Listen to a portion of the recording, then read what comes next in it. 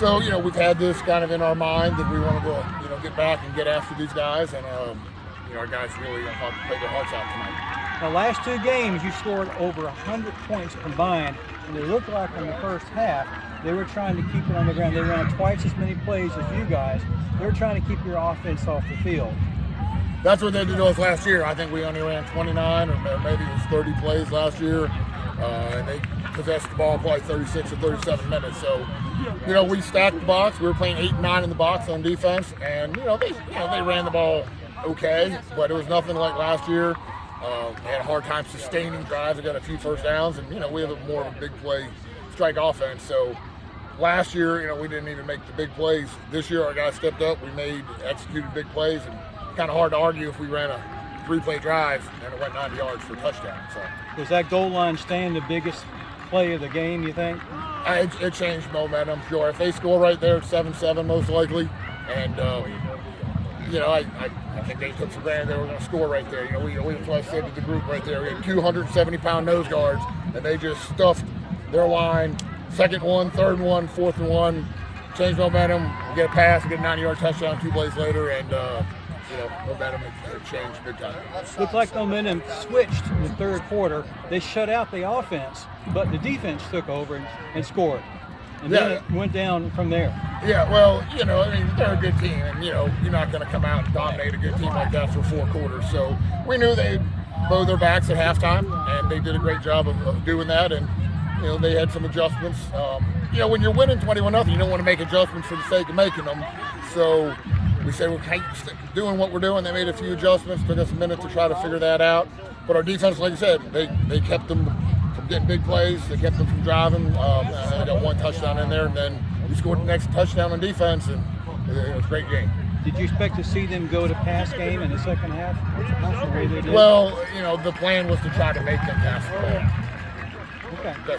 When you play 9 men in the box, you're daring them to throw the ball. So that's what the plan was. And we knew if we could get them to throw the ball, that was to our advantage. There you go. Coach, I know in February when we spoke, you referenced that this was going to be a young team, how many seniors you lost. You're 5-1 with a young team, and you just referenced you haven't played a complete game yet. How satisfying is that? Well, I think we did play a complete game tonight, but it's very satisfying. I feel like we are improving each week. Our guys are buying in. They're doing everything that we're asking them to do. I mean, we practice as hard as any team in the area Mondays and Tuesdays. I mean, we get after it really hard. We have improved tremendously. We are young. Quite honestly, our left guard's hurt, and he was one of the 3 guys that's back. So we have 20 new starters from last year's team. And we're 5-1. We're playing pretty well. He referenced the goal line stand in the first half, changing momentum. There was momentum change in the third quarter when you got that fumble or bad snap. How big was that? Because it seemed like James River was starting to put some things together. It was real big. We were, we weren't scared, but we were starting to say, what are we going to do here? If they go down and score again, it's going to be 21-14. And, we made a play. But, it was 3rd and 3. It was 4th and 3. It wasn't like they were just pounding us, and we were making them work for it. But to get a turnover was big. To get a 1 return for a touchdown was tremendous. And the funny thing is, we worked that drill this week at practice, scoop and score. We worked that exact drill where we say, take your time, push the ball through the ground, rather than just try to pick it up. And we did that exact drill, and we scored. And number 8, Hutchinson, came over and said, that's that drill this week, Coach. So that's a great feeling. And obviously, Dylan Trevillion's a heck of a quarterback, but tonight I saw Edgar Alejo score twice. Reminded me a little bit of a guy you had last year. Talk about Edgar. Well, we put him in 34 for a reason.